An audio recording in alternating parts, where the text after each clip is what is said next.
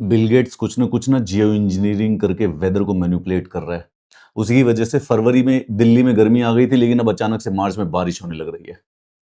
ऐसे मुझे 10 से ज़्यादा मैसेज आ चुके हैं। ऐसा नहीं है कि मैं कॉन्स्पिरेसी थ्योरीज़ में नहीं मानता। मैं खुद मानता हूँ कि जितने भी पिजन्स हैं, कबूतर जो हैं, वो एक्चुअली में एक सर्वेलेंस ड्रोन्स होते हैं गवर्नमेंट के। लेकिन ये जो बिल गेट्स की और केमट्रेल्स की कॉन्स्पिरेसी थ्योरी है, ये सच नहीं है।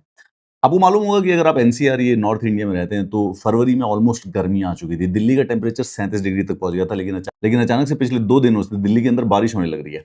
ये सरप्राइजिंगली एक रेयर वेदर फिनोमिना है।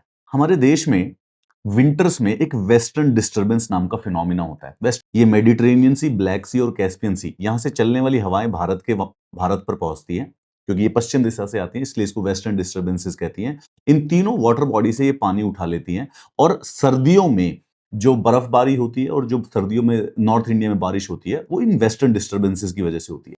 मार्च में इस समय एक रेयर वेदर फिनोमिना हो रहा है कि ये वेस्टर्न डिस्टर्बेंसेस की वजह से 3 देश, अफगानिस्तान, पाकिस्तान और भारत में 1000 किलोमीटर लंबा एक लो प्रेशर एरिया बन गया है, जिसकी वजह से ये 2-3 दिन से बारिश हो रही है, और जो टेम्परेचर है वो 33 डिग्री से घट के 20 डिग्री तक हो चुका है।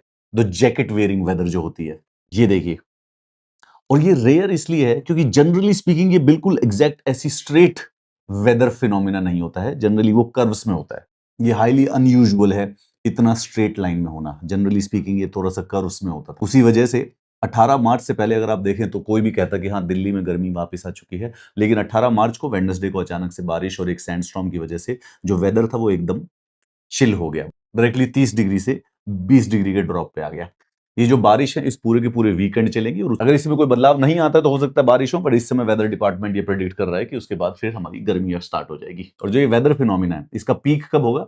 20 मार्च को, फ्राइडे के एंड तक हो जाएगा। उसके बाद ये हो सकता है धीरे धीरे ड्रॉप आउट करना। इंडियन मीटरोलॉजिकल डिपार्टमेंट ने येलो अलर्ट इशू किया है, जिसका मतलब होता है कि थोड़ा ध्यान रखिएगा, थोड़ा सा अलर्ट पे रहिएगा, बी अवेयर, और जैकेट अपने साथ लेके बाहर जाइएगा, क्योंकि टेम्परेचर जो है वो 20 डिग्री से कम हो सकता है, 15 डिग्री तक भी पहुंच सकता है।